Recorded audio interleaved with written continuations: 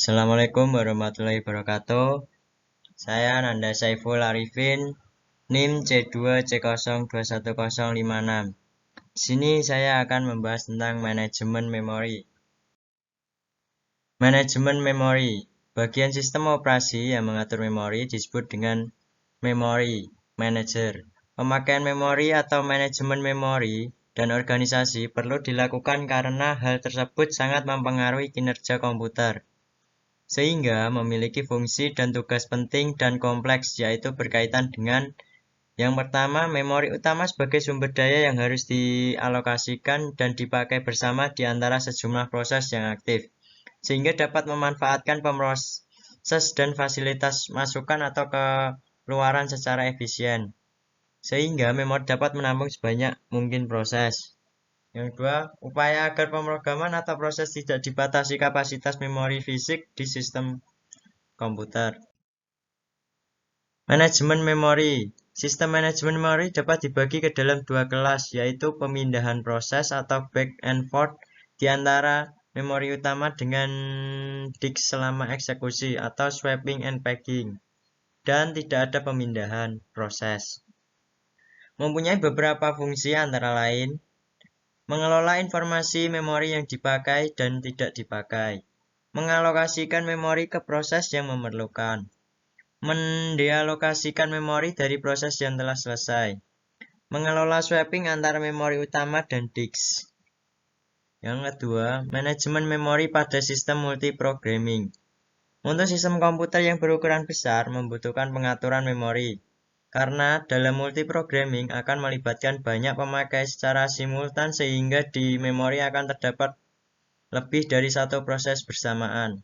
Maka dibutuhkan sistem operasi yang mampu mendukung dua kebutuhan tersebut, meskipun hal tersebut saling bertentangan, yaitu A. Pemisahan ruang alamat, B. Pemakaian bersama memori. Selanjutnya, manajemen memori harus memaksakan isolasi ruang-ruang alamat tiap proses agar mencegah proses aktif atau proses yang ingin mengakses dan merusak ruang alamat proses lain. Manajer memori di lingkungan multiprogramming sekalipun melakukan dua hal, yaitu yang pertama, proteksi memori dengan isolasi ruang-ruang alamat secara disjoint. Yang kedua, pemakaian bersama memori. Memungkinkan proses-proses bekerja sama mengakses daerah memori bersama. Ketika konsep multiprogramming digunakan, pemakaian CPU dapat ditingkatkan. Sebuah model untuk mengamati pemakaian CPU secara probabilistik. CPU utilization sama dengan 1-PN. Dengan bintang N menunjukkan banyaknya proses pada suatu saat, sehingga kemungkinan bahwa semua N proses akan menunggu menggunakan I/O atau masalah CPU menganggur adalah sebesar PN. Fungsi N sebagai degree of multiprogramming. Bintang P menunjukkan besarnya waktu yang digunakan sebuah proses. Selanjutnya, klasifikasi manajemen memori. Klasifikasi manajemen memori diberikan detail, seperti pada tabel berikut. Yang pertama, sistem khusus untuk pemakaian tunggal. Sistem multiprogramming dengan memori nyata. Di dunia nyatanya, di dunia mayanya sistem multiprogramming dengan memori maya. Selanjutnya seperti pada tabel berikut ini. Lanjut. 1, 2, 3, dan 4 merupakan pengelolaan untuk kapasitas memori sebatas memori fisik yang tersedia. Teknik-teknik ini tidak dapat digunakan untuk memuat program-program yang berukuran lebih besar dibanding kapasitas fisik memori yang tersedia. 5, 6, dan 7 dapat digunakan untuk mengakali kapasitas memori yang terbatas sehingga dapat dijalankan program yang ukuran lebih besar dibanding kapasitas memori fisik yang tersedia. Manajemen memori berdasarkan keberadaan swapping. Yang pertama, manajemen tanpa swapping. Manajemen memori tanpa keamanan memindahkan citra proses antara memori utama dan hard disk selama eksekusi. Yang kedua, manajemen memori dengan swapping. Manajemen memori dengan kemampuan memindahkan citra proses antara memori utama dan hard disk selama eksekusi. Selanjutnya, manajemen memori berdasarkan alokasi memori. Yang pertama, alokasi memori berurutan kontinu. Masing-masing proses menepati satu blok tunggal lokasi memori yang berurutan. Yang kedua, alokasi memori tidak berurutan. Program ini dibagi menjadi beberapa blok. Blok-blok program ditempatkan di memori dalam potongan-potongan tanpa perlu saling berdekatan.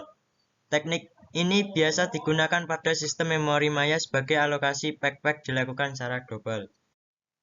Selanjutnya, manajemen memori tanpa swapping.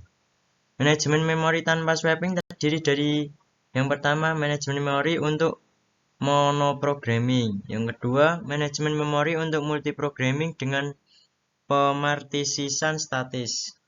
Selanjutnya, monoprogramming.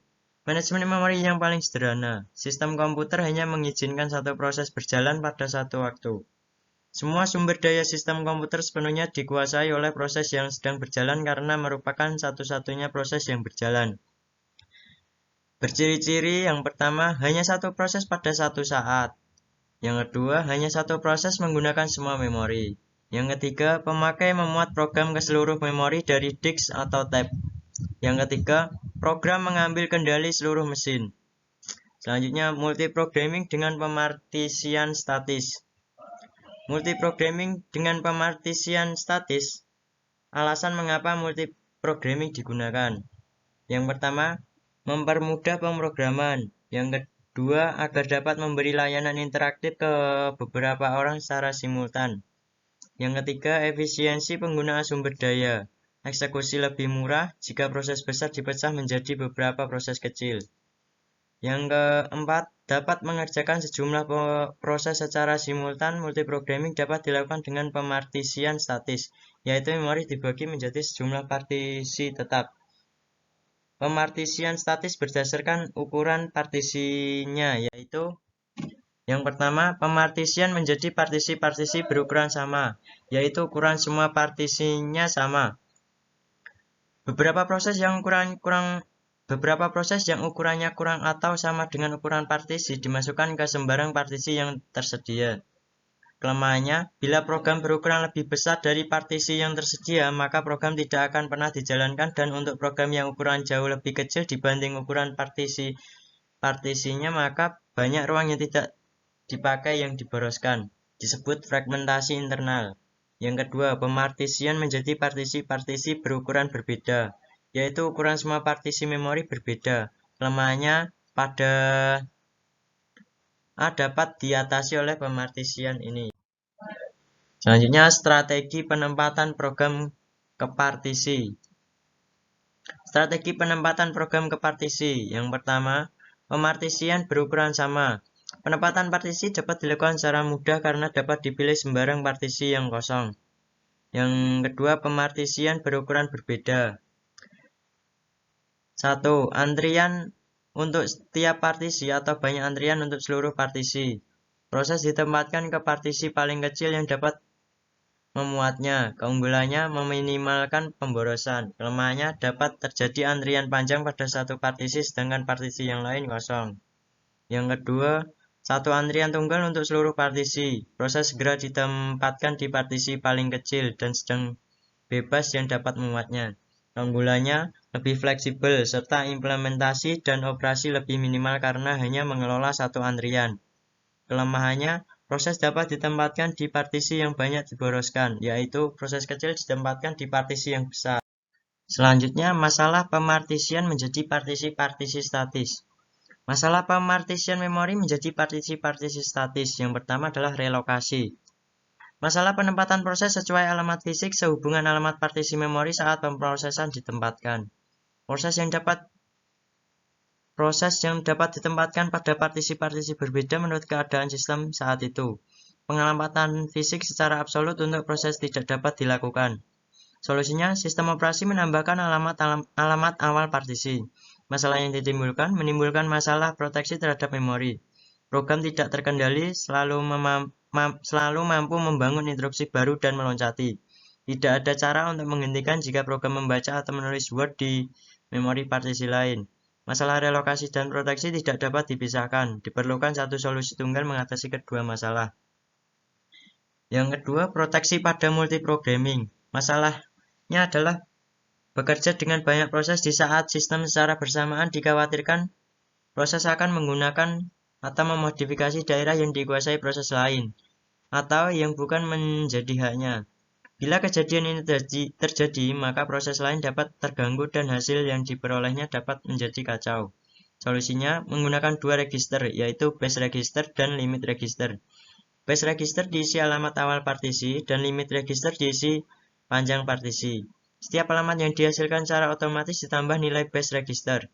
Instruksi yang mengacu pada alamat yang melebihi limit register akan menimbulkan trap yang memberi tahu sistem operasi telah terjadi pelanggaran pengaksesan memori. Keunggulannya, alamat tidak perlu dimodifikasi dan setiap instruksi dapat diperiksa agar tidak mengakses melewati batas limit register. Selanjutnya adalah fragmentasi. Fragmentasi yaitu pemborosan memori akan terjadi pada setiap organisasi penyimpanan. Fragmentasi pada pemartisian tetap. Yang pertama, fragmentasi internal. Proses tidak mengisi penuh partisi yang telah ditetapkan untuk proses. Yang kedua, fragmentasi eksternal. Partisi tidak digunakan karena ukuran partisi lebih kecil dibanding ukuran proses yang menunggu di antrian sehingga tidak dapat digunakan. Sekian dari saya. Bila ada salahnya, mohon maaf. Assalamualaikum warahmatullahi wabarakatuh.